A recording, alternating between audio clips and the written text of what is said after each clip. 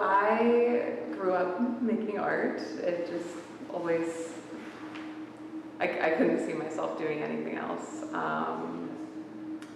I graduated from a car in 2017, but when I was there, I originally went there to study painting, especially portraiture. Within my first year and a half, chronic pain wound up causing me to stop painting. And I got into sculpture, where I would focus more on found objects and systems that we depend on but kind of take for granted, like when we turn on a light switch and it just turns on like magic. We don't think about all the electrical wiring that holds our body in a space behind the drywall, or when we walk through a park and love looking at the trees, we don't really think about the roots under our feet holding our bodies up. So while I was doing my sculptural work at Emily Carr, I was commuting from North Vancouver, and it could be up to 4 hours a day on the bus. And I wound up getting car sick from reading so much. So I started trying to draw on the bus. Even with the chronic pain, I would hold the pen in a different way. And I realized I could kind of move with the bus and let it shake me, and it kind of worked in favor of those like fun little mistakes that make something more organic. So I started doing that, and after graduating from Emily Carr, I still would make my sculptures, I miss making them right now, but due to lack of space and my pain getting a bit better since moving to Victoria last year, I went back to painting, and so many people responded positively to the bus pieces that I just decided to keep going with them. I loved hearing different people's stories and memories, and really what I loved on the bus in Vancouver and here was how you kind of form this transient community that we're all pretending to be isolated while positioned to face each other. We're private and public, and we're going through a bigger public space together.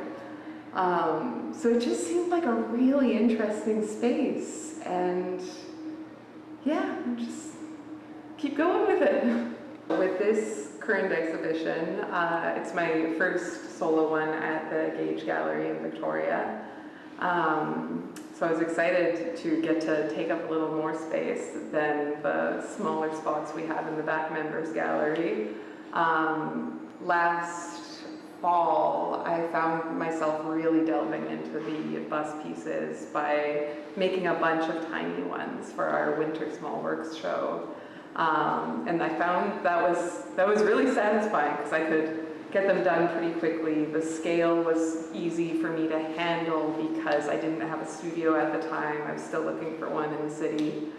And then fortunately in January I got a space, so the timing worked out for me to be able to do much larger pieces for this show. Back maybe 3 years ago, I did have a studio space in Vancouver. It was a dirty old garage. And I think I started with the bus pieces really looking at the architecture of the space, all these little details that we're so busy looking out the windows or looking into our phones that we rarely appreciate the little yellow string along the windows, or how the light will hit a certain way from the neon signs, depending on whether it's early in the morning or late at night. And yeah, just watching how people interact. So at first I was definitely more interested in these big empty vessels that were designed to hold us in community, even if we're doing our own thing. And over the past year or so, I found myself focusing more on integrating people as part of this vessel and looking at the community. And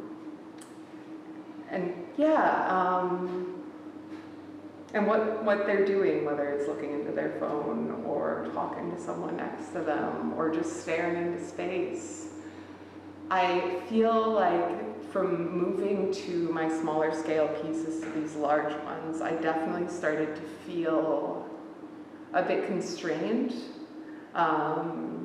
Like I was used to planning things out more in the little ones, and when I apply that to a larger scale canvas, it doesn't feel as organic or loose.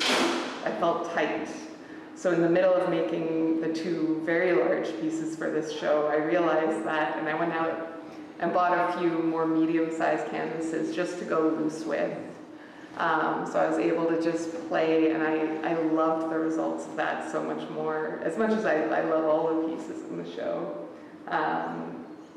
There's something about a familiar space that's not necessarily so realistically rendered that I find far more endearing than a perfect copy. But it was a good exercise in any case, and now I'm getting a little more comfortable taking up space in a bigger canvas. I call the show Commuters Paradise, partly because I love the title of my ongoing series, but I also decided to integrate into this show some of my landscape work, which is mostly plein air, doing it outside, doing it on the fly, not planning things out so much. And that's kind of what I would first get into when I moved to Victoria a little over a year ago, was actually being able to paint outside in this climate was such a relief compared to Vancouver, where it's always rainy. And yeah, it's so beautiful here with the wind, and I was reading a lot at the time about creativity and the process relating to kind of being in a sense of flow, as cheesy as that might sound. And I found that going out in nature and I would use pastels mainly, and just being alone in the environment with this huge amount of information in front of me, it was so easy to detach from trying to make the picture look like anything and just more responding to the environment and feeling a part of the environment instead of separate from an image. So that would be the one wall of the exhibit where I've got all my plein air pieces stacked out. Using the pastels was also really nice because you could just have a color immediately at your fingertips and get right in there physically, use your fingers to smudge. I do that with oil too in the bus paintings, but I shouldn't. And it feels like there's something a little magical happening when you're out there. You're just one with everything. I did wind up taking, and I'm hoping to get more into this, but using some of the pastel pieces as references for larger pieces, which I'll develop more in the studio. I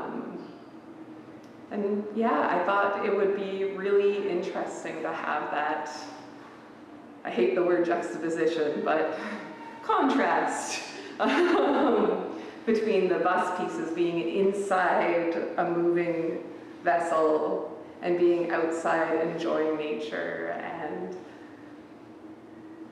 kind of this whole concept I realized while putting the show together of the journey and the destination, that it's often said that the journey is more important than the destination, but how easy it is, especially around a topic like having to commute somewhere, which has such negative connotations of stress and I just gotta get to work. To have that kind of recontextualized in a sense of slowing it down and looking at the everyday, like the inside of a bus around us, as if it were, say, this beautiful landscape that we worked so hard to go visit. Mm-hmm.